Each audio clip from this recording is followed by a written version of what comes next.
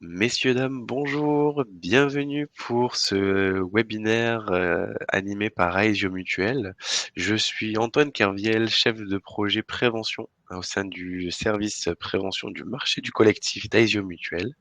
Je vous remercie de vous être connectés à 9 heures. Je vous propose juste d'attendre encore une petite minute pour que les derniers inscrits puissent se connecter et puis on pourra commencer notre présentation.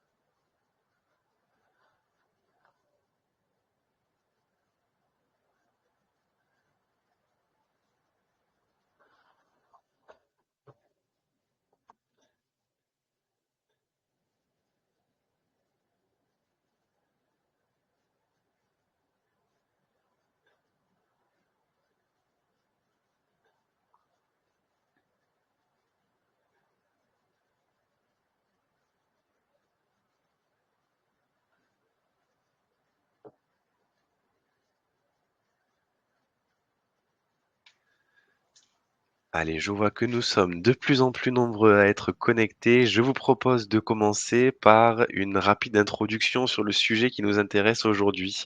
Je suis accompagné de David Malartre du cabinet Capiconsult. Bonjour David. Bonjour à tous. Bonjour. Et donc David sera notre animateur aujourd'hui pour parler des obligations réglementaires en matière de santé au travail, notamment pour la cible des dirigeants et des TPE. Donc nous passerons environ 1 heure ensemble autour de ce sujet. Bien évidemment, il y aura un replay pour les personnes qui se sont inscrites mais qui n'ont pas pu y accéder ou pour les personnes qui ne pourraient pas accéder à l'ensemble de ce webinaire, vous recevrez un lien pour accéder au replay. Une petite fonctionnalité de la plateforme que vous retrouverez en bas à droite de votre écran, c'est un onglet questions. N'hésitez pas à l'utiliser pour pouvoir poser vos questions, interagir, parler d'expérience également autour de ces sujets.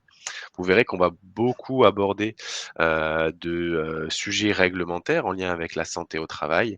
L'idée, c'est justement de pouvoir vous accompagner sur ces sujets-là et sur ces obligations qui vont incomber aux chefs d'entreprise de TPE sur ce sujet. Petit mot d'introduction sur Aesio Mutuel. Aesio Mutuel est aujourd'hui une mutuelle santé, la troisième mutuelle de France spécialisée en protection de la personne. Aujourd'hui, Aesio protège 2,5 millions de Français grâce à des solutions et un accompagnement adapté à tous les moments de la vie. Donc, qui va aller de la couverture santé, de la prévoyance, de l'épargne retraite. L'objectif, c'est d'agir chaque jour pour améliorer le quotidien de celles et ceux que l'on protège chez Aesio, aujourd'hui comme demain. Alors, Aesio, c'est un grand maillage territorial d'agences, puisqu'aujourd'hui, nous sommes implantés sur l'ensemble du territoire national au travers de 260 agences. Nous faisons également partie du groupe AEMA, d'AEMA Group, donc AE pour Aesio et MA pour Massif. L'objectif de ce groupe mutualiste de protection, donc né du rapprochement, comme je le disais, entre Aesio Mutuel et la Massif, c'est d'apporter des réponses éclairées, constructives et humaines face aux grands enjeux de la protection liés aux transitions actuelles. L'objectif d'AEMA Group, c'est d'amplifier l'expertise du risque, les opportunités et l'influence des marques qui la composent pour les aider toujours mieux à défendre et répondre aux enjeux de protection des citoyens. Et donc, au travers de ces engagements et des valeurs qui sont portées par AEMA, mais également par Aesio, nous avons, depuis de nombreuses années, pour objectif d'accompagner nos entreprises adhérentes et nos adhérents à titre individuel sur des sujets de santé publique, mais également de santé au travail. Et donc aujourd'hui, on propose un service qui s'appelle Prevaesio. Prevaesio pour les entreprises, qui va pouvoir permettre d'accompagner l'ensemble des cibles de l'entreprise autour de sujets en lien avec la santé au travail. Alors Prevaesio pour les entreprises, elle se structure autour de trois grands enjeux. Un enjeu premier, qui est la mise en conformité avec les obligations légales de l'employeur. Ça tombe bien, c'est notre sujet du jour. Donc l'idée, c'est de pouvoir justement accompagner les dirigeants d'entreprise, mais également les référents prévention, et vous verrez que cette cible-là, on en parlera juste après, de pouvoir les accompagner justement pour qu'ils puissent être en phase avec cette réglementation qui est en évolution, qui est en constante modification, et de pouvoir justement leur permettre d'être en conformité avec celle-ci. Le deuxième enjeu, c'est la limitation à l'exposition au risque professionnel. Donc l'idée, c'est une fois que le risque est identifié et qu'il est inscrit, et on en parlera après dans le document unique d'évaluation des risques professionnels, c'est comment est-ce que justement je peux limiter l'exposition de mes salariés à ce risque, et comment je peux déployer un dispositif de prévention pour répondre à cet objectif. Et le dernier enjeu, autour desquels va se structurer Prévaesio, c'est la santé et le bien-être des salariés.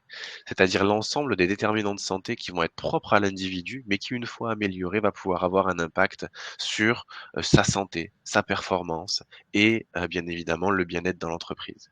Donc là, on va pouvoir parler de sujets comme l'alimentation au travail, le sommeil en travail posté, ou alors les addictions, en milieu professionnel.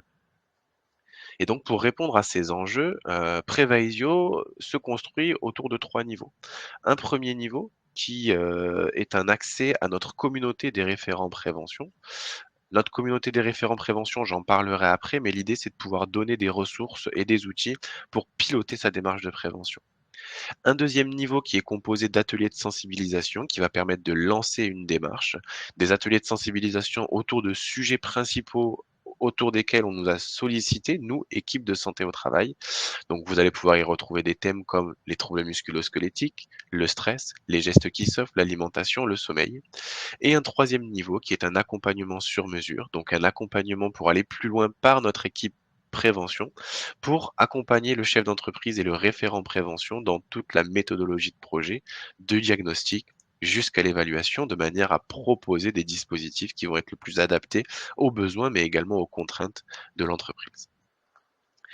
Pour faire très rapidement un focus sur notre communauté des référents prévention, il y a maintenant 2 ou 3 ans, on a, ouvert, pour nos entreprises adhérentes un espace dédié en ligne sur lequel, de multiples ressources vont pouvoir être, téléchargées, consultées, et notamment dans le cadre de cette communauté des référents prévention, nous avons décidé de proposer une programmation de webinaires régulière sur des thématiques de santé au travail. L'idée, c'est de pouvoir, au travers de ces rendez-vous réguliers, d'aborder des sujets en lien avec la santé au travail et les actualités réglementaires. L'ensemble de ces webinaires sont animés par des experts de la prévention, notamment de la prévention santé au travail, qui ont une expérience dans l'accompagnement de nos entreprises. Et l'objectif, c'est de pouvoir accompagner les membres de la communauté des référents prévention dans leur rôle, dans leur fonction de préventeur, et de donner accès à des experts et des outils pour piloter sa démarche de prévention au sein de sa structure. Et donc, au sein de cet espace digital en ligne qui est accessible pour nos entreprises adhérentes via une authentification, on va pouvoir retrouver un espace dédié justement aux TPE. Cet espace, il est vraiment structuré pour pouvoir répondre justement à ces enjeux d'obligations réglementaires, de donner des ressources et de l'information sur quelles sont mes obligations et quelles sont les ressources à ma disposition pour y répondre. Donc vous allez pouvoir y retrouver notre programmation de webinaires, des services pour prendre soin de vous et des salariés, mais également des ressources pour piloter sa démarche, notamment l'outil Oira, dont on pourra parler tout à l'heure, qui est un outil pour structurer son document unique d'évaluation des risques professionnels, mais aussi des services pour prendre soin de soi et de ses salariés, comme notre coaching santé, qui est ouvert à l'ensemble de nos pro-employeurs de TPE qui vont pouvoir être adhérents à Aesio Mutuel. Voilà, j'en ai fini pour ma rapide présentation. N'hésitez pas encore une fois à utiliser l'onglet questions pour pouvoir interagir avec nous, poser vos questions de manière à ce qu'on puisse justement apporter des précisions et vous répondre sur ces sujets.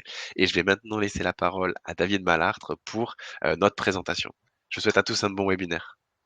Bonjour à tous. Je me présente donc David Melartre. J'interviens aujourd'hui en tant qu'IPRP, hein, intervenant en prévention des risques professionnels habilité par la DREX. sur un sujet qui est comment mettre en place des outils de prévention et quelles sont nos obligations pour les entreprises en matière de santé, sécurité et conditions de travail. Capricorn Consult est un réseau de 17 franchisés en France et même dans les dom-toms. Et on est là pour accompagner les entreprises, grosses, petites, moyennes, sur ces sujets de santé, sécurité et conditions de travail. Le petit sommaire que je vous propose de débattre pendant 1 heure, c'est déjà de parler des enjeux de la prévention.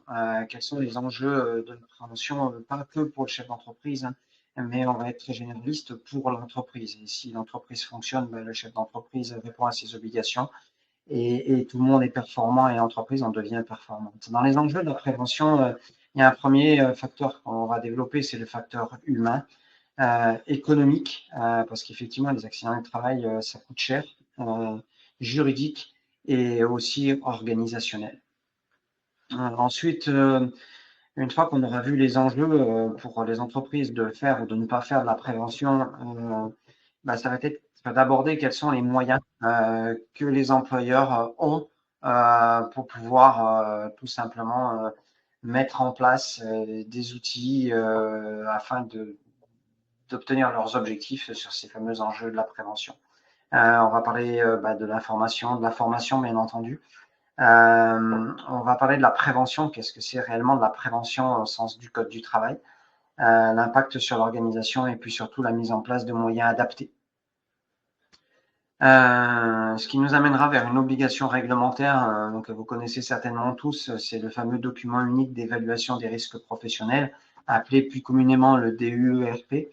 Un petit bref rappel sur l'obligation réglementaire de la mise en place de ce document unique. Quelles sont les obligations de cotation avec les 3 indicateurs obligatoires? Et puis, de passer de l'obligation à un outil majeur de prévention, c'est vraiment l'objectif de ce webinaire, de vous donner les moyens. Et un des moyens, c'est de répondre à l'obligation de la mise en place du DUERP et d'utiliser cette obligation réglementaire comme un outil majeur de prévention pour pouvoir piloter votre entreprise en matière de santé, sécurité et conditions de travail. Donc les obligations donc, de responsabilité et les droits commencent tout simplement par les enjeux de la prévention. Un des premiers enjeux de la prévention, il est humain. Alors celui-là, il est un petit peu difficile à coter et à quantifier, mais je ne connais pas un chef d'entreprise, je ne connais pas un salarié qui souhaite voir un de ses collègues de travail partir dans un camion de pompiers. C'est ça, c'est cet enjeu humain qui est difficilement mesurable, quantifiable, mais quand on a malheureusement des accidents du travail, le facteur humain peut être largement impacté entre nous. On passe quand même relativement beaucoup de temps à travailler avec ses collègues de travail et de les voir partir dans la souffrance n'est jamais très, très agréable. Ensuite, on parlera de l'enjeu économique, juridique et opérationnel. L'humain, comme je viens de le dire, difficilement mesurable, quantifiable. Ça fait jamais plaisir de voir quelqu'un souffrir. Ça fait jamais plaisir de se sentir diminué ou blessé dans le monde du travail et de se voir évacué par un camion de pompiers. Et ça pénalise bien entendu le bon fonctionnement de l'entreprise. Quand on parle d'enjeux économiques, on va plutôt parler des impacts financiers pour l'entreprise. Ils se différencient en 2 grandes catégories, ce qu'on appelle les coûts directs et les coûts indirects. Les coûts indirects, vous les connaissez tous puisque ceux-là, vous les payez tous les mois en tant que chef d'entreprise sur les fiches de paye de vos salariés. Hein. C'est le fameux taux de cotisation que vous recevez dans les 15 premiers jours du mois de janvier. Alors cette année, un petit peu décalé puisque la loi de finances n'était pas passée, mais c'est le fameux taux sur lequel vous êtes impacté des accidents du travail que vous avez eu sur les 3 dernières années dans votre entreprise, suivant si vous êtes en taux mixte, collectif ou individuel. Ces taux-là apparaissent sur toutes les fiches de paye de l'ensemble de vos collaborateurs et ça leur permet eux aussi de savoir ce que représente le coût des accidents du travail dans leur entreprise. Voilà. Donc ce sont que des charges pour l'employeur, il n'y a aucune charge pour le salarié. Le deuxième impact des financiers en termes d'accidentologie, c'est ce qu'on appelle les coûts indirects. Ceux-là peuvent varier d'une entreprise à une autre, mais ils sont souvent oubliés. Et pourtant, c'est eux les plus importants. Quand on a des accidents du travail, on peut avoir des pertes de production.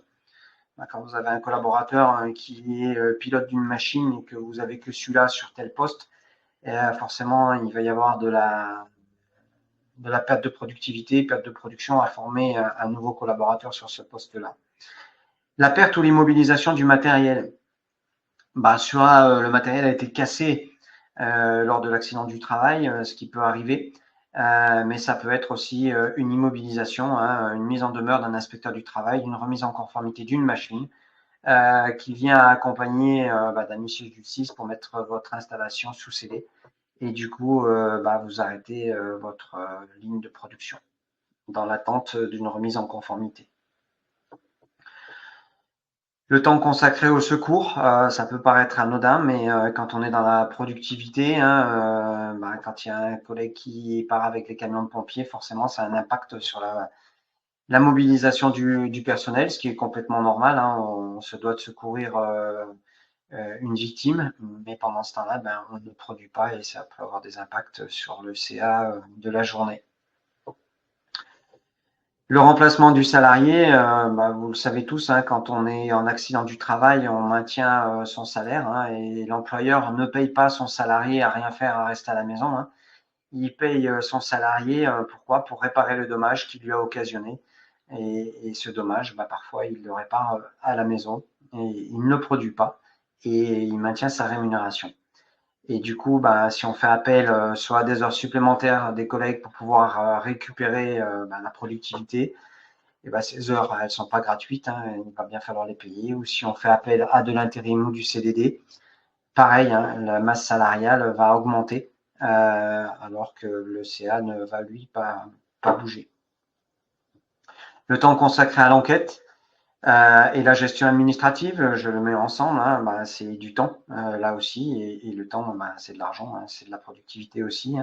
Quand on passe à gérer du temps à gérer des accidents du travail, des enquêtes, la mise en place des arbres des causes. Pour ceux qui en ont, la mobilisation des CSE par des CSE extraordinaires, forcément, c'est un investissement humain qui est engagé au profit, encore une fois, de la productivité et du rendement des entreprises. Suivant les entreprises, on estime entre 3 et 5 fois le coût direct qui impacte donc les coûts indirects. Quand vous avez une perte de production sur une machine qui est la machine numéro 1 et qui bloque toute votre installation, je pense notamment, ça nous est arrivé dans une scierie, une scie tête qui a été arrêtée par un inspecteur du travail pendant 3 semaines, suite effectivement à un accident très grave.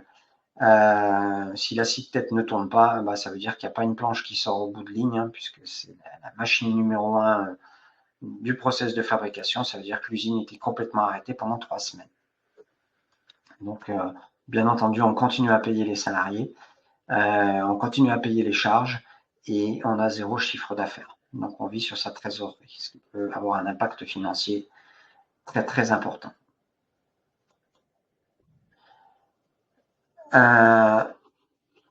Les impacts juridiques. Il y a 2 grandes responsabilités dans les impacts juridiques. Ces 2 grandes responsabilités sont une pour le non-respect de la législation et une pour la réparation des dommages. Je vais commencer par la réparation des dommages. Ça nous impacte la responsabilité civile de l'entreprise. La RC est déclenchée du moment que une entreprise fait une déclaration d'accident du travail. Du coup, la RC est engagée et le salarié va bénéficier des soins, de l'hospitalisation, du transport, de la kinésithérapie, de l'infirmerie, bref, pour réparer le dommage que l'entreprise a occasionné, c'est l'ARC qui va financer tous les frais de santé par de l'indemnisation. L'autre grande responsabilité, c'est cette fameuse responsabilité pénale qui, elle, est diligentée par le non-respect de la législation. Si vous avez eu un accident du travail, c'est que forcément, vous n'avez pas respecté le code du travail, puisque le L4121-1 dit tout simplement que l'employeur se doit de garantir la santé physique et mentale de l'ensemble de ses collaborateurs. Si vous avez eu un accident de travail, c'est que vous n'avez pas respecté le code du travail. Donc, en fonction des manquements que vous avez eus, notamment, la responsabilité pénale pourra être engagée. Et là, du coup, on ne va pas parler d'une indemnisation pour le salarié, puisque ça va être une amende, une sanction. Que faut-il pour être responsable pénalement en tant que chef d'entreprise? Déjà, quand on parle de pénal, il faut qu'on soit victime d'un délit d'homicide ou de blessure involontaire. Encore une fois, je ne connais pas un chef d'entreprise qui souhaite avoir des accidents du travail dans son entreprise, mais ça ne l'empêche pas d'aller au pénal. D'accord. Pour qu'il aille au pénal, il faut obligatoirement qu'il y ait eu un dommage, c'est-à-dire qu'on ne peut pas aller au pénal sur des déclarations. Il faut qu'il y ait eu un accident du travail, un comportement fautif et un lien de causalité entre les deux. Là où il est très important pour tous les chefs d'entreprise de bien comprendre de ce que c'est qu'un comportement fautif. Quand on parle de comportement fautif, on va parler de maladresse d'un collaborateur, d'imprudence, d'inattention, ou alors de négligence, de manquement à une obligation. Quand on est entre nous, on peut tous se dire « Ah bah oui, mais tel collègue, il s'est fait mal, tel collaborateur, il s'est fait mal parce qu'il était maladroit, ou il était imprudent, ou alors il ne respectait pas les consignes et les règles que je lui avais imposées. » Ça, c'est entre nous, c'est autour de la machine à café. Quand on se retrouve, nous, en tant que chef d'entreprise, face au président du tribunal pénal, la connotation n'est pas du tout la même. Le président du tribunal pénal va vous parler de maladresse, mais va vous parler surtout de défaut de savoir-faire. Et demander au chef d'entreprise que face au sinistre, si la maladresse a été relevée, qu'avez-vous mis en place pour lutter contre le défaut de savoir-faire? Ce n'est pas du tout la même discussion que de dire que vous avez un collaborateur qui est maladroit. Il va falloir prouver de savoir qu'est-ce qu'on a mis en place pour ce défaut de maladresse.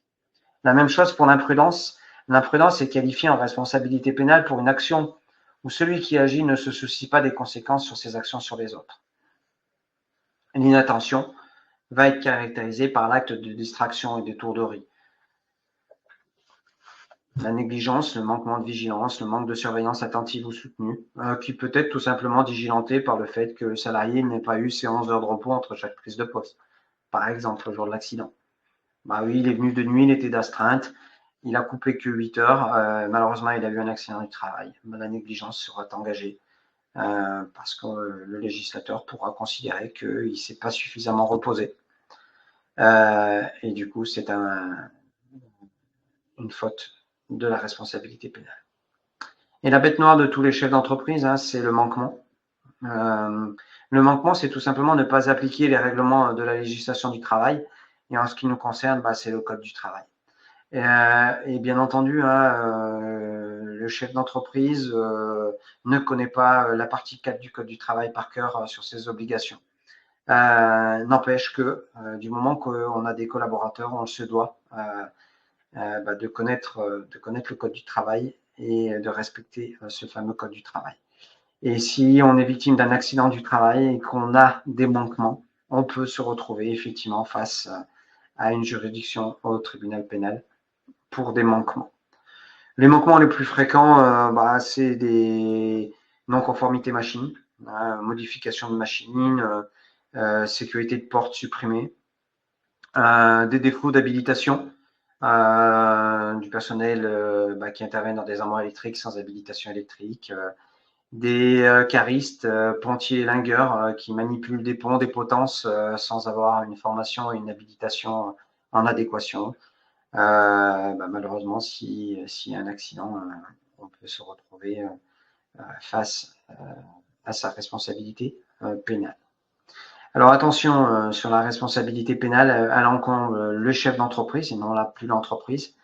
Et on n'est pas assuré au pénal. Beaucoup de chefs d'entreprise me disent oui David, j'entends, mais bon, j'ai quand même une assurance. Non, Le pénal, vous pouvez être assuré sur les frais du pénal pour pouvoir vous accompagner, mais sur la sanction, vous ne serez jamais assuré. Donc attention à ces petits amalgames, et on verra par contre que sur la RC, vous pouvez être assuré, bien entendu. Alors justement, on n'est pas assuré. Pourquoi on n'est pas assuré, hein? Parce que la responsabilité pénale, c'est un délit d'homicide de blessure involontaire qui est caractérisé par 2 tableaux. Le premier tableau, c'est une faute non intentionnelle, c'est-à-dire que votre avocat qui vous accompagne a pu mettre en évidence que on était une belle entreprise, un bon chef d'entreprise, et que malheureusement, on a eu ce jour-là un manquement et on a eu un accident du travail. Le Code du travail définit 4 critères. Pas d'interruption de travail, c'est-à-dire un accident du travail sans arrêt. Très franchement, je ne l'ai jamais vu, en tout cas moi je ne l'ai jamais vu un cas au tribunal pénal. Ça peut être assujetti à une amende maximum de 150 €. Par contre, quand on est face à un accident du travail dans notre entreprise, sur un arrêt entre 1 jour et 3 mois, et que la faute a été prouvée non intentionnelle, on peut avoir une amende jusqu'à 1 500 € d'amende, c'est-à-dire entre 0 € et 1 500 € d'amende. Supérieur à 3 mois, là, le président a le choix, soit de faire un mixte, soit de choisir qu'un seul critère, d'aller jusqu'à de 0 à 30 500 € d'amende, ou d'aller jusqu'à 2 ans d'emprisonnement ferme avec sursis ou avec un bracelet ou une assignation à domicile. Et le décès, ça peut aller jusqu'à 3 ans d'emprisonnement et 46 000 € d'amende. Je répète que là, la faute est non intentionnelle et on a une entreprise qui est capable de prouver qu'elle a mis en place pas mal de choses en matière de santé, sécurité et conditions de travail. Là où ça change vraiment, hein, c'est que si vous avez un manquement délibéré avec un facteur d'aggravant, hein, comme je le disais tout à l'heure, du personnel électricien non habilité, des caristes non habilités, un document unique d'évaluation des risques professionnels pas en place, pas à jour, hein, vous pouvez vous retrouver dans la partie droite donc, du tableau. Pareil, pas d'interruption dans le travail, je ne l'ai jamais vu. Je sais que ça existe, mais moi, je ne l'ai jamais vu. C'est passible de 1 500 € d'amende. Par contre, entre 1 jour et 3 mois, ça peut aller jusqu'à 15 000 € d'amende. Supérieur à 3 mois, ça peut aller jusqu'à 3 ans d'emprisonnement et 46 000 € d'amende. Et un décès, ça peut aller jusqu'à 5 ans d'emprisonnement et 76 500 € d'amende en termes pécuniaires. C'est le président du tribunal pénal qui jugera s'il va plus s'orienter sur du financier ou sur du pénitentiaire. Voilà pour les sanctions en termes de responsabilité pénale.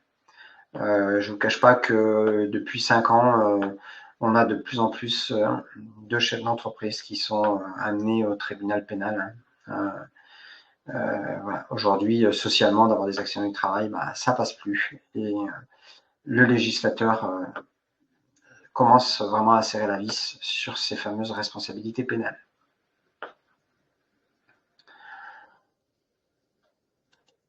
La responsabilité civile, on en a tous à titre particulier. Je vais faire un petit amalgame entre le perso et l'entreprise. La RC, c'est quoi au niveau du code civil? C'est tout simplement là pour tout fait quelconque que l'homme qui cause d'un dommage à autrui oblige celui-ci par la faute duquel il est arrivé à le réparer. Oui, si vous cassez quelque chose ou si vous blessez quelqu'un, vous devez de le réparer via votre responsabilité civile. Chacun est responsable du dommage qu'il a causé non seulement par son fait, mais encore par sa négligence ou son imprudence. Ça veut tout simplement dire que même si vous ne l'avez pas fait exprès, vous êtes quand même responsable du dommage et vous devez payer la réparation que vous avez occasionnée. On a tous plusieurs responsabilités civiles, hein, à titre personnel. Si on a un véhicule, une voiture, une moto, on est sur un RC. Et effectivement, on a oublié de freiner. Bon, on vient endommager le véhicule d'une tierce personne. Même si on ne l'a pas fait exprès, on se doit de réparer le dommage que l'on a occasionné par l'intermédiaire de notre responsabilité civile. Ok. Qu'elle soit corporelle ou matérielle, bien entendu. Le code civil précise aussi qu'on est responsable non seulement du dommage que l'on cause par son propre fait, comme je viens de l'expliquer, mais aussi de celui qui est causé par des personnes dont on doit répondre, des choses que l'on a sous sa garde. Je prends toujours le même exemple, l'assurance scolaire. Quand on est papa, quand on est maman, quand on est tout simplement parent, on prend une assurance scolaire pour assurer en responsabilité civile nos enfants d'un dommage qui pourrait occasionner à un petit copain dans l'entreprise, dans l'école. La réparation des lunettes ou autre. Pour l'employeur, c'est exactement la même chose, hein, si ce n'est que c'est pas pour ses enfants, c'est pour l'ensemble de ses collaborateurs. Hein. L'employeur se doit, par l'intermédiaire de la responsabilité civile, la réparation des préjudices subis par des victimes de maladies professionnelles ou d'accidents du travail. Je rappelle que l'accident du travail est un fait soudain qui est généré par un dommage fait par et à l'occasion du travail d'un salarié. Et la maladie professionnelle, affection aiguë ou chronique due là aussi au travail. L'employeur, s'il est responsable du préjudice subi sur des maladies professionnelles ou des accidents du travail, devra réparer les dommages qu'il a occasionnés. En complément, la victime pourra invoquer l'existence d'une faute inexcusable de l'employeur qui lui permettra d'obtenir une majoration de ses indemnités. Oui, quand l'employeur savait qu'il exposait ses salariés à des risques et qu'il n'a rien mis en place, il peut être accusé de la faute inexcusable de l'employeur en responsabilité civile. Alors la faute inexcusable, elle est tenue à une obligation de résultat en matière de sécurité. Chaque chef d'entreprise se doit de garantir la santé physique et mentale de l'ensemble de ses collaborateurs. Le manquement à cette obligation a le caractère de la faute inexcusable au sens d'un article de la sécurité sociale lorsque l'employeur avait ou aurait dû avoir conscience du danger auquel son salarié était exposé. Et tout simplement, il n'en a pas pris les mesures nécessaires pour l'en préserver. Une jurisprudence de l'amiante. Tout simplement, l'employeur avait ou aurait dû avoir conscience du danger auquel était exposé le salarié. Quand on parle de cette conscience du danger, elle peut résulter d'accidents antérieurs, c'est-à-dire que le suraccident, vous avez déjà eu un accident du travail qui s'est passé, vous avez exactement le même, là, on ne peut pas dire qu'on ne savait pas, puisqu'on a déjà eu un dommage il y a 15 jours, 3 semaines, 1 mois, 2 ans avant. On n'a rien mis en place, on est victime d'un suraccident. La faute inexcusable peut être diligentée sur le chef d'entreprise. D'avertissement des salariés ou du CSE. Si un CSE a mentionné dans un ordre du jour comme quoi il y a un risque et qui malheureusement se matérialise par un accident, la faute inexcusable de l'employeur pourra être reconnue.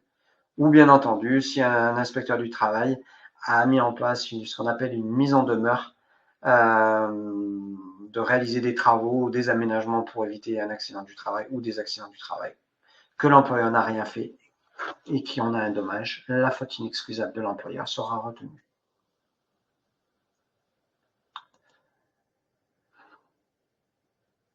La faute inexcusable est de droit et elle est prévue donc dans le code du travail qui reprend le code civil lorsque le salarié est victime d'un accident du travail alors que lui-même ou un membre du CSE ou une instance représentative du personnel, un DS, délégué syndical par exemple, a signalé à l'employeur le risque qui s'est matérialisé. Les conséquences pour la victime a le droit de demander donc à l'employeur la réparation des dommages, comme tout accident du travail. On fait une déclaration d'accident du travail et tous les soins sont pris en charge. Et si la faute inexcusable est reconnue, il aura droit à une majoration de sa rente ou de ses indemnités ou du capital, qui pourra être au maximum doublé. Attention, petite précision là-dessus, très importante, le montant n'est pas fonction de l'importance du préjudice, mais de la gravité de la faute de l'employeur. C'est pas parce que vous avez un très grave accident que les conséquences financières seront plus importantes. Ce qui va être coté, c'est plus le manquement qui a généré l'accident du travail. Les conséquences pour l'employeur, eh ben, la majoration du fameux taux de cotisation dont je vous parlais tout à l'heure sur les impacts financiers que vous recevez dans les 15 premiers jours de janvier, pour rembourser tout simplement la CARSAT. Hein. Et attention, il peut y avoir des sanctions aussi allant jusqu'à 3% de la masse salariale sur 20 ans. Donc là, c'est beaucoup plus qu'une amende. 3% de la masse salariale sur 20 ans. Vous pouvez être aussi, en tant qu'employeur, avoir des conséquences sur des sommes à payer directement à la victime pour ce qui n'est pas pris en charge par la CARSAT. Hein. Des aménagements divers et variés qui peuvent même toucher la vie personnelle. Sur des aménagements à la maison pour de la mobilité, il peut y avoir différents éléments sur lesquels vous êtes assigné à payer des aménagements. Et puis bien entendu, quand on est assuré en responsabilité civile, et que vous allez déclarer malheureusement des dommages à votre assureur, hein, votre assureur, si vous avez beaucoup de dommages, du coup, va pas maîtriser son risque, et du coup, lui, va se couvrir et augmenter vos primes d'assurance. Et si bien entendu, vous lui déclarez des fautes inexcusables de l'employeur, c'est-à-dire que très clairement, vous lui dites que vous avez eu des manquements à vos obligations réglementaires, forcément, ça ne va pas lui faire plaisir. Et lui va moins maîtriser son risque et du coup, ça va avoir une conséquence sur vos primes d'assurance en responsabilité civile.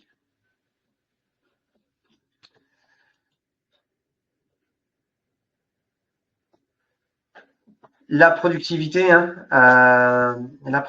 il faut vraiment comprendre une chose, que le travail en sécurité permet une utilisation du temps passé et compte pour l'essentiel des gains observés. C'est valable pour toute l'entreprise, c'est valable pour un opérateur, c'est valable pour tout le monde en fait. Hein. Quand on se sent en sécurité, du coup, on se concentre sur ce qu'on a à faire et on n'est pas inquiet de la situation de travail dans laquelle on est et du coup, on en devient beaucoup plus performant.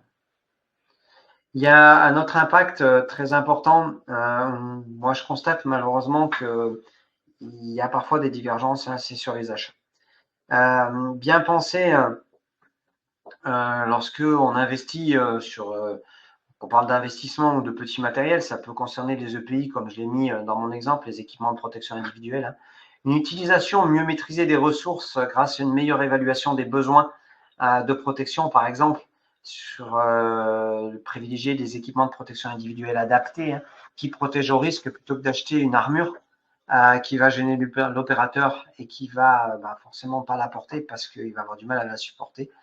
Et le surprotéger, on investit dans des choses qui finalement ne sont pas pratico-pratiques et pas en adéquation. Voilà. Très malheureusement, assez souvent, hein, on se retrouve avec des investissements qui ont été faits qui ne sont pas utilisés. Pourquoi? Parce que tout simplement, l'achat qui a été fait n'est pas en adéquation, n'est pas en attente, ne correspond pas aux attentes des utilisateurs. Ça peut paraître complètement flou, mais c'est malheureusement, c'est souvent qu'on rencontre ça. La marge et le chiffre d'affaires, hein, tout simplement le temps gagné et optimisé en se concentrant sur l'utilisation des valeurs ajoutées du salarié plutôt qu'à créer à gérer du temps sur des dysfonctionnements hein, liés à la sécurité permet une augmentation de la productivité. D'accord.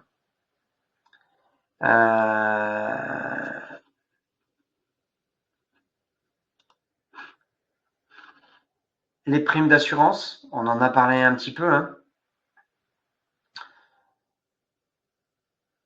Plus on a une meilleure maîtrise du risque, plus l'assureur a une meilleure maîtrise des coûts. Hein. Donc les primes d'assurance vont avoir un impact positif ou négatif. Hein. Moins vous déclarez, hein, c'est comme notre RC personnel. Hein. Si vous déclarez des sinistres sur votre véhicule toutes les semaines, dans un premier temps, votre prime d'assurance va monter jusqu'à ce que votre assureur vous remercie et puis tout simplement ne veuille plus vous couvrir en assurance. La qualité, ça marche dans les deux sens. Hein. Une démarche plus précise en matière de sécurité permet des actions plus précises en matière de qualité. Très souvent, On a des gens qui s'occupent un petit peu des deux, hein, la qualité, la sécurité et voire même l'environnement. Hein.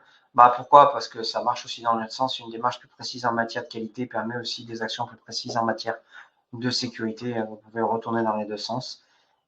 Plus notre entreprise va être organisée, gérée, plus on saura qui fait quoi avec les compétences associées, plus on va maîtriser notre risque opérationnel et plus on sera garant de nos responsabilités et de nos obligations en tant que chef d'entreprise.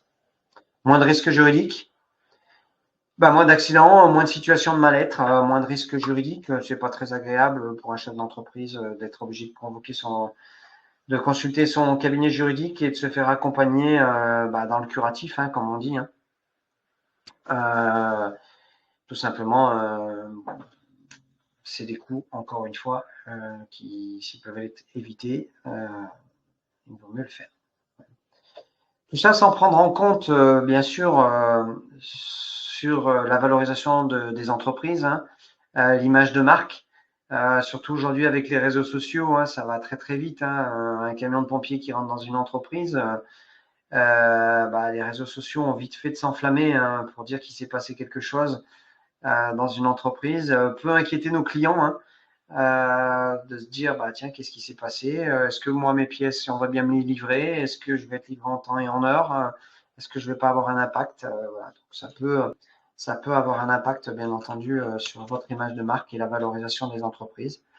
Les facilités de recrutement. Dans certaines régions, dans certaines activités, c'est difficile de recruter du monde. Si en plus on a une entreprise où on est étiqueté comme une entreprise très accidentogène, où il fait pas bon vivre, bien entendu, vous allez avoir peut-être un peu plus de difficultés à recruter. Voilà.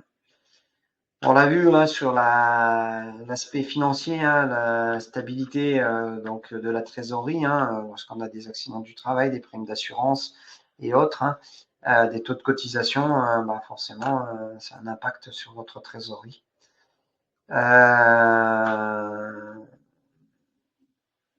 Les subventions possibles, sachez que vous avez droit, les entreprises de moins de 50 salariés, à des aides, notamment par la CARSAT, hein, sur différents programmes en fonction des régions dont vous êtes. Je pense notamment à TMS Pro qui est mis en place pour aider les entreprises de moins de 50 salariés dans des investissements qui ont un lien avec la sécurité. TMS, troubles musculo-squelettiques, on peut monter des dossiers allant jusqu'à les enveloppes qui ont été ouvertes jusqu'à 50 000 euros d'investissement, pris à 50% en charge. Donc, vous investissez 50 000 euros dans un système de prêt en sœur pour favoriser les TMS de vos collaborateurs. Vous pouvez être pris en charge jusqu'à 25 000 euros de votre investissement maximum. Mais pour avoir des subventions, pour avoir des aides, il faut être bon élève. Hein. Il faut prouver que vous êtes dans une démarche positive en matière de santé, sécurité et conditions de travail.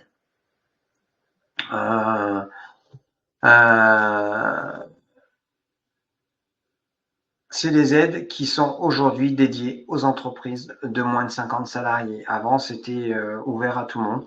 Et là, le législateur, depuis 2-3 ans, privilégie les entreprises de moins de 50 salariés. Donc, c'est bon à savoir. N'hésitez pas à aller sur les sites des CARSAT pour voir quelles aides ils peuvent vous octroyer. OK. Je suis en train de lire un petit peu les questions. C'est ce que j'allais dire, oui, on a quelques questions, effectivement. Ouais. Notamment de Céline Roparts qui dit: Bonjour, si l'entreprise a une activité de service et ou d'intérim chez un tiers, quelles dispositions prévoir pour prévenir les risques au-delà de l'entreprise? La responsabilité du tiers peut-elle être engagée en cas d'accident? Alors aujourd'hui, un sujet d'actualité. Hein. Aujourd'hui, une entreprise utilisatrice donc qui fait appel à de l'intérim pourra être impactée, peut être aujourd'hui impactée dans son taux de cotisation, même si c'est pas son salarié. Je m'explique, vous avez un intérim qui intervient chez vous et qui se blesse. si la responsabilité m'incombe, c'est-à-dire moi, entreprise utilisatrice, je pourrais être impacté sur le dommage de l'accident du travail, ce qui n'était pas le cas avant.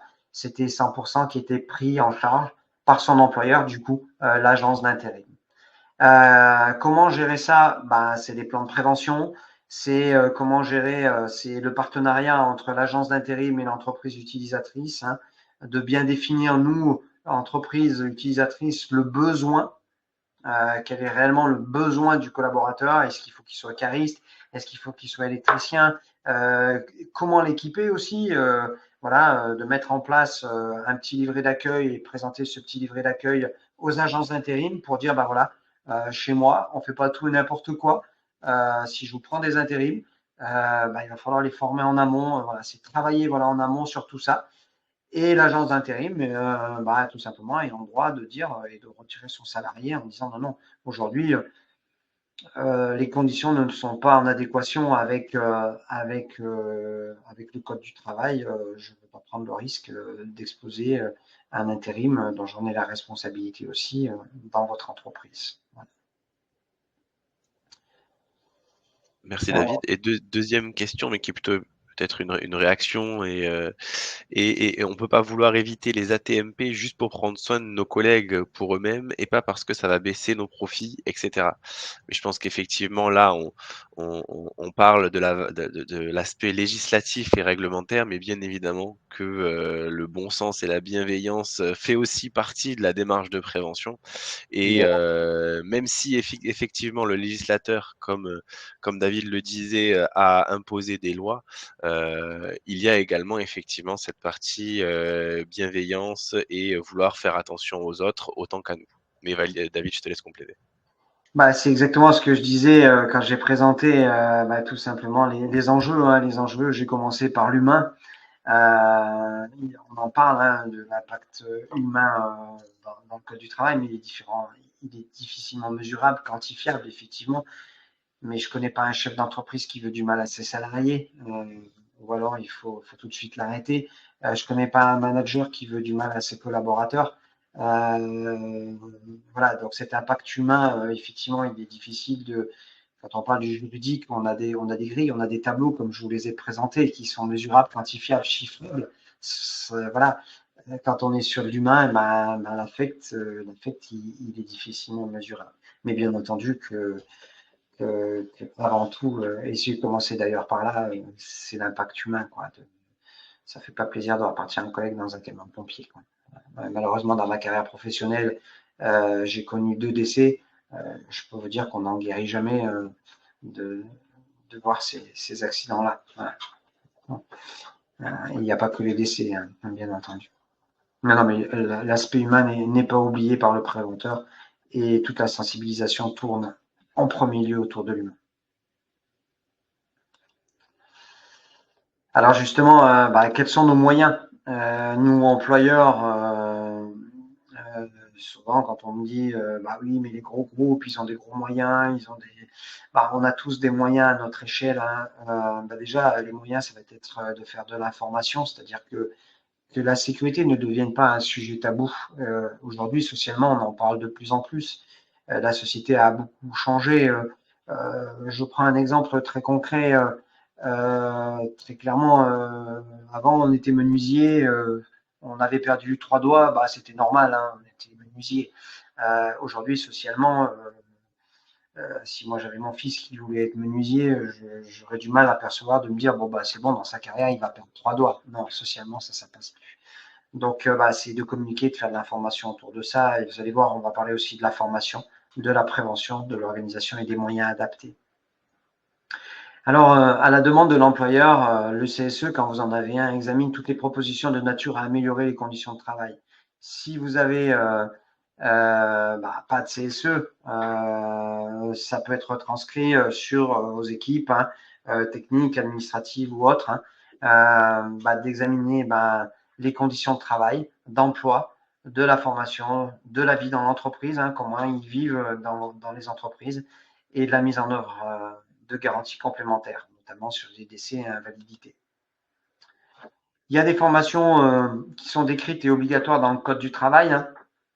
c'est l'information générale au risque qui touche toutes les entreprises, en tout cas qui peuvent les toucher. Quand on rentre dans une entreprise, on accueille les salariés, on leur donne les commodités où ils peuvent se garer, les toilettes, s'ils peuvent prendre leur poste déjeuner sur place, la salle de repos, leur bureau, leur poste de travail. C'est ce qu'on appelle l'accueil, l'information de la sécurité. Pour les entreprises qui ont des CSE, c'est la formation des élus du CSE, les sauveteurs scolaires du travail, tout ce qui va toucher à l'incendie et le port des équipements de protection individuelle.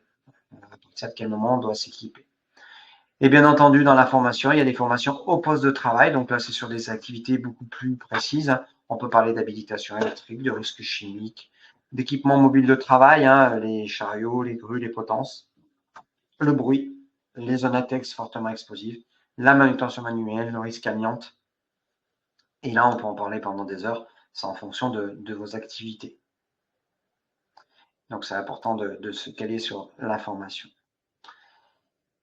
On parle beaucoup de prévention. Bref rappel sur la prévention. La prévention, quand on fait de la prévention, c'est qu'on intervient sur le danger. C'est-à-dire qu'on va mettre en place des mesures qui vont viser à réduire la probabilité d'occurrence d'un événement redouté.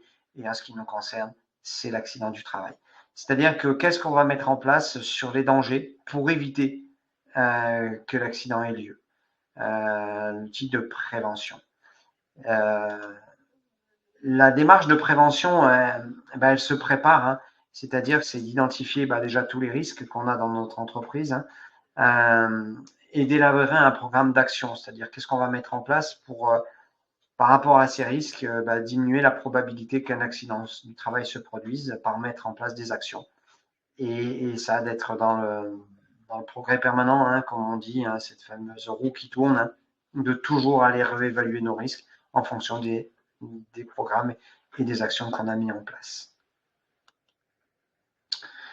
Et un des facteurs, c'est l'organisation. Le facteur lié à l'organisation du travail peut entraîner des accidents ou des risques psychosociaux. L'absence de contrôle sur la répartition et la planification des tâches dans une entreprise. L'imprécision des missions confiées, être bien clair pour que les collaborateurs sachent ce qu'on attend d'eux, comment ils doivent s'y prendre, sur quelle base ils vont être évalués. Ça peut avoir un impact sur l'accidentologie, mais aussi sur les risques psychosociaux. Les contradictions, comment faire vite et bien, qui doit satisfaire le client, le respect du quota. Plus vous allez être précis dans votre organisation, moins vous allez vous exposer justement à des risques d'accident du travail parce qu'ils vont vouloir faire vite et c'est là malheureusement et pas respecter les règles pour pouvoir gagner du temps et c'est malheureusement là que l'accident va arriver. Phénomène un petit peu sociétal depuis post-Covid, c'est l'adaptation des horaires de travail, le rythme biologique, la vie sociétale et familiale. Essayer de concilier tout ça, c'est pas toujours facile, surtout dans les petites entreprises. Mais quand on peut, la mise en place du télétravail, la mise en place d'une organisation adaptée. Et les nouveaux modes d'organisation aussi, attention, la polyvalence, la polycompétence, c'est bien. Moi, j'ai pas de souci avec ça, mais aujourd'hui, les métiers deviennent tellement techniques que gare à la polyvalence. Aujourd'hui, tout savoir-faire. Oui, l'accident de la route fait partie des risques à évaluer, puisque effectivement, si vous avez des véhicules de service, le véhicule de service est un outil de travail. Et si vous avez un salarié qui part en mission, il est en accident du travail. Ouais. Par contre, quand il fait du domicile au travail, il va être un accident du trajet ou de l'entreprise à la maison. Ça va être aussi un accident du trajet. Mais du moment qu'il se déplace pour des missions, comme vous le mettez dans votre question, et en plus dans un véhicule de service, c'est un outil de travail, c'est un accident du travail. Voilà. J'ai une seule salariée dans un bureau qui, sur le continent français, une note dans les dom-toms. J'imagine que je dois rédiger une note de sécurité dans chaque locaux. Oui. Alors le DURP est valable par numéro de SIRET. Donc si c'est le même numéro de SIRET, un seul document unique d'évaluation est obligatoire, mais bien sûr, il doit être tenu à disposition, aussi bien dans vos entreprises dans les dom-toms que sur le continent français. Attention, les dom-toms, c'est le code du travail français, c'est exactement pareil. Ce fameux, justement, document unique d'évaluation des risques professionnels, c'est quoi? il est obligatoire du moment qu'on a un salarié dans notre entreprise. Le document unique, c'est quoi? C'est une obligation du Code du travail qui dit que, il date du 5 novembre 2001, il dit tout simplement que le chef d'entreprise doit évaluer les risques auxquels il expose ses salariés. Si vous ne le faites pas, ou s'il est non conforme, ce document donc engage la responsabilité du chef d'entreprise et peut être assujetti d'une peine d'aller jusqu'à 2 500 € à 3 500 € d'amende. Alors, comment ça fonctionne? Le premier décret donc, du 5 novembre 2001 dit que chaque chef d'entreprise se doit d'évaluer un inventaire des risques identifiés dans chaque unité de travail. Une unité de travail, c'est quoi? Une unité de travail, c'est des activités sur lesquelles vous exposez les salariés au même risque. On retrouve dans toutes les entreprises une partie administrative. On va créer une unité de travail administratif sur lequel les salariés vont être exposés au travail sur écran, vont être exposés à la chute de plein pied, voilà, des risques liés à l'administratif. Et parfois, dans d'autres entreprises, on va créer une autre unité de travail. Par exemple, par rapport à la question qui a été posée, s'ils partent en mission, du coup, il y a des gens qui vont être dans une unité de travail peut-être technique où ils prennent des camions, ils prennent des véhicules de service pour aller chez des clients. Là, on va créer une autre unité de travail. Pourquoi? Parce que ces salariés-là ne seront pas exposés aux mêmes risques que les risques administratifs. Ils peuvent avoir l'administratif, mais pas que. Donc, on va se retrouver avec plusieurs unités de travail dans l'entreprise. Et dans chaque unité de travail, on va devoir coter l'ensemble des risques auxquels on expose les salariés en fonction de 3 critères. Le premier critère, ça va être quelle est la fréquence ou la durée d'exposition de mes salariés à ce risque. Travail en administratif, quelle est la fréquence d'exposition de mes salariés au travail sur écran? Maximum entre 70 et 100% du temps de travail. Quelle va être la fréquence d'exposition de mes salariés en administratif, la chute de plein pied? Entre 0 et 10%. Ils se lèvent pour aller aux toilettes, pour aller chercher une feuille au copieur, des choses comme ça. On va coter comment on expose nos salariés au risque par unité de travail. Le plus compliqué va être de coter la gravité. C'est que s'il se fait mal face à ce risque, quelle va en être la gravité? Est-ce qu'il va se casser un bras? Est-ce qu'il va se faire de la bobologie? Ou est-ce que la détresse vitale peut être engagée? Et le troisième critère très important pour nous, chefs d'entreprise, c'est quelle en est la maîtrise. Qu'est-ce qu'on a mis en place pour que notre salarié, malgré sa fréquence et sa gravité du risque, je vais mettre en place ou j'ai déjà mis en place pour pouvoir garantir que tout se passe bien. Il faut bien indiquer quel est le degré de maîtrise qu'on en a en expliquant qu'est-ce qu'on a mis en place. Je suis dans le secteur de l'animation, on est amené à se déplacer dans des... Bien sûr. Les collaborateurs qui sont dans l'animation, justement, ça va être une unité de travail. Et ces gens-là, ils se déplacent. Et du coup, ils se déplacent. Donc, il y aura le risque routier. Il y aura le risque qu'ils vont rencontrer dans des foires, qu'ils vont rencontrer dans des écoles. Ça ne va pas être forcément les mêmes risques. Et il va falloir effectivement les coter dans une unité de travail spécifique. Oui, j'ai une question. Bonjour. Est-ce qu'un salarié peut demander à avoir le DURP? Le DURP doit être mis à disposition de l'ensemble des salariés. Par contre, vous pouvez dire à votre salarié qu'il est consultable, mais il ne peut pas partir avec. Vous répondez au code du travail. Et je suis assez favorable de dire, voilà, tel collaborateur, il veut voir le DU. Ok, tu viens, tu le regardes, tu fais ce que tu as à faire, mais tu ne pars pas avec à la maison. Ça ne regarde pas à l'extérieur. Je suis assez favorable à ça.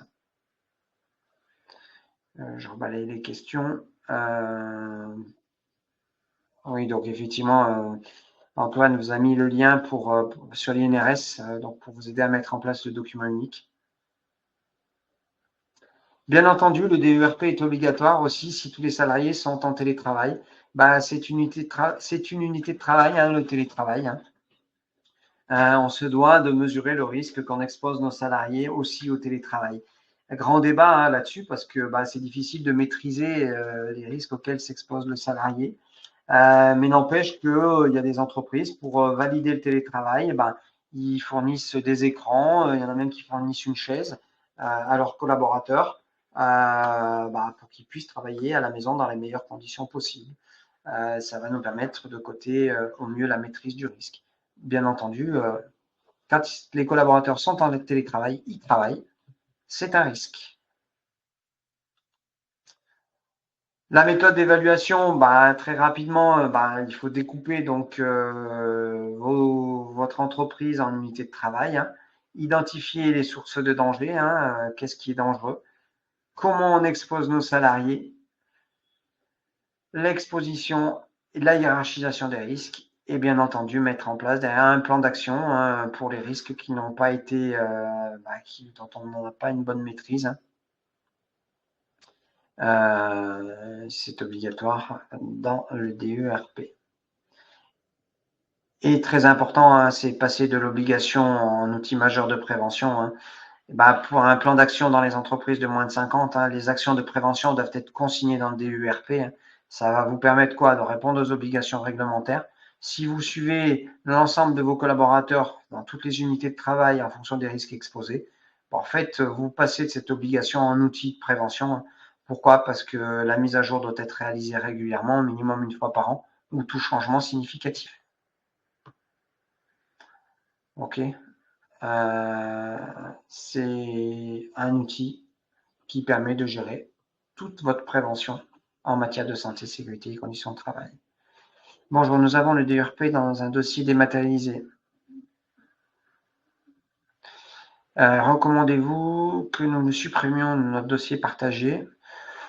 Je ne sais pas dans quelle activité vous êtes, mais s'il n'y a pas de risque d'espionnage industriel ou autre, vous pouvez le laisser. Voilà.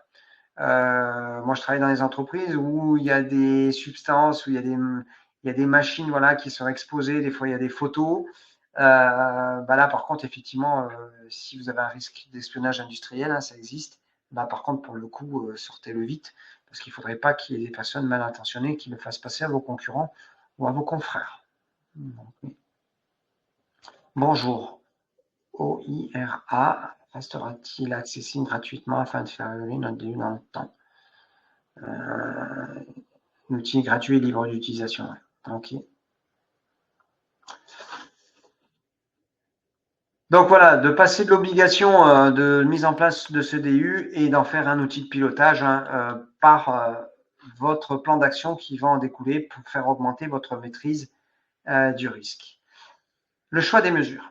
C'est bien beau de mettre en place des actions, mais pour nous, chefs d'entreprise, c'est toujours compliqué. Moi, j'essaie toujours de privilégier les actions où je vais avoir l'adhésion des opérateurs, l'adhésion de mes collaborateurs. Oui, ça peut paraître bête, mais même quand on prouve aux salariés que cette action-là, elle est là pour le protéger, pour éviter qu'il se fasse mal, parfois, il ne veut pas le faire. Ou parfois, il va le faire quand vous êtes là, mais dès que vous allez tourner dos, il ne va plus le faire. Donc, moi, j'essaie toujours de privilégier des actions où je vais avoir l'adhésion de l'opérateur. Et quand c'est possible, pour avoir l'adhésion des opérateurs, si je mets en place une action où il n'y a pas d'augmentation de charge de travail, je dis voilà, il n'y a pas d'augmentation de charge de travail et en plus tu travailles en sécurité, il y a plus de chances qu'il adhère. Et du coup, je vais avoir de la stabilité dans le temps. Pourquoi? Parce que mon action, elle n'augmente pas la charge, elle est simple, le délai de réalisation, il est facile, c'est efficace et du coup, ma mesure, elle est durable dans le temps. Toujours se poser aussi la question de la généralisation. Ce que je fais à un endroit, est-ce que ça ne pourrait pas marcher à un autre dans mon entreprise? Ça va nous permettre de générer les coûts. Et bien entendu, cette notion de budget, c'est pas parce qu'on a une idée fantastique qui va coûter 1 million d'euros qu'on ne pourra pas faire, qu'on ne peut rien faire. Il y a peut-être des petites actions qui vont diminuer peut-être de 3, 4, 5, 10, 15, 20% le risque qui se matérialise, qui se reproduisent. Mettez-le en place.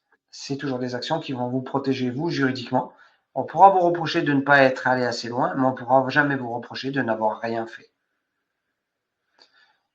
Bien entendu, faites attention à ne pas déplacer le risque. Des fois, on pense à un risque, on est focalisé là-dessus. On va mettre en place une action. Attention aux conséquences, peut-être sur les autres unités de travail, sur les autres collègues, sur cette généralisation du risque, non-dépassement du risque, et de bien respecter la conformité.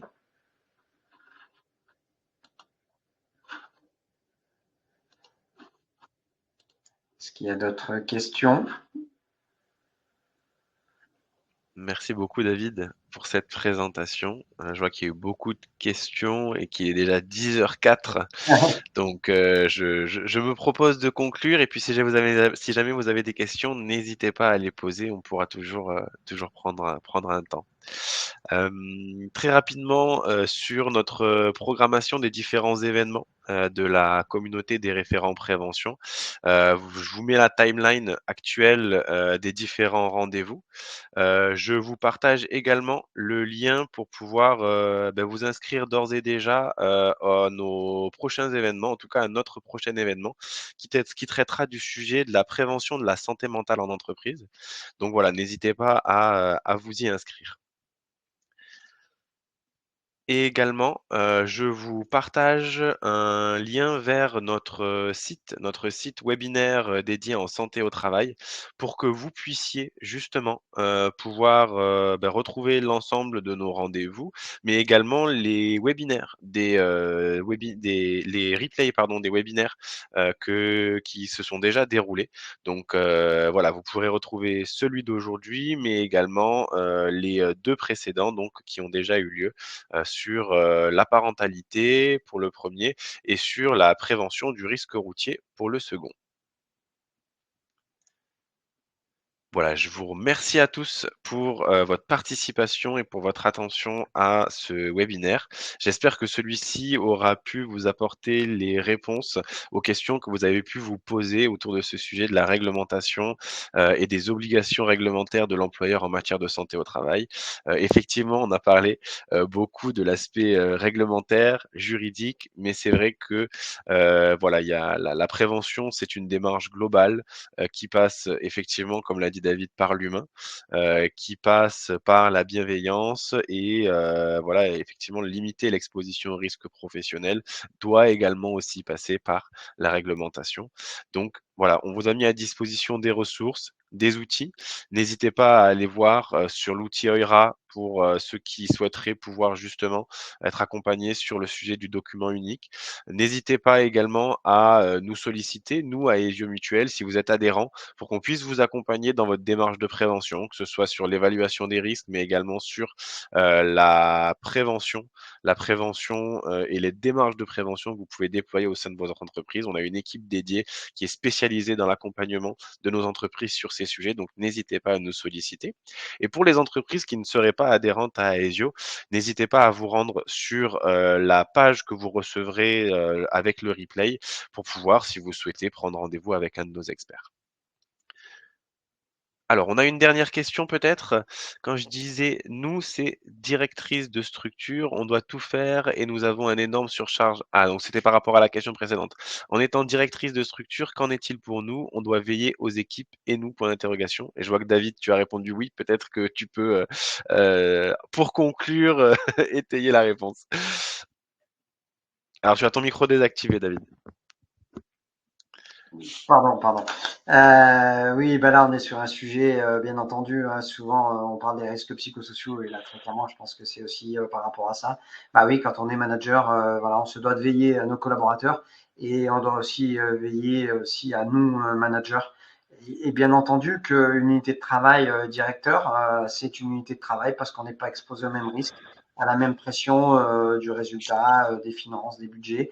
Euh, Souvent, moi je le dis, hein, un manager est entre le marteau et l'enclume, hein, c'est-à-dire que vous avez des directives de vos employeurs et vous avez vos équipes et vous devez concilier les deux et on est souvent exposé. Donc effectivement, sur les RPS, en tant que directeur ou directrice de structure, votre charge mentale, elle est pertinente, elle est compliquée, et on se doit l'évaluer et surtout, on doit réfléchir qu'est-ce qu'on doit mettre en place justement pour vous soulager et vous accompagner face à cette charge mentale, donc des RPS. On accompagne beaucoup de directeurs d'établissements justement, pour se protéger de ça et comment gérer ça? Merci beaucoup David. Effectivement, je vais mettre en téléchargement le support qui a été, diffusé pendant cette présentation. Donc, vous l'aurez, accessible sur cette plateforme, d'ici, 5-10 minutes, le temps que je puisse, la télécharger et vous la mettre à disposition. Je vois qu'il est 10h09, on a pas mal dépassé, donc je vous propose de conclure, cette présentation. Merci beaucoup, merci encore David pour, la qualité de ces Merci. échanges et des informations qui ont pu être transmises, via ce webinaire. Je vous ai remis, le lien pour pouvoir vous inscrire, au prochain webinaire si cela vous intéresse. N'hésitez pas à vous y inscrire pour ensuite pouvoir avoir accès au replay. Donc, voilà, qui traitera du sujet de la santé mentale, la prévention de la santé mentale en entreprise. 2025 étant, l'année, de la santé mentale puisque la santé mentale a été désignée grande cause nationale. On va pouvoir aborder ce sujet, sous le prisme donc de la prévention de la santé mentale en entreprise. Je vous remercie et je vous souhaite à tous, une bonne journée. À bientôt. Au revoir. Merci à tous. Au revoir.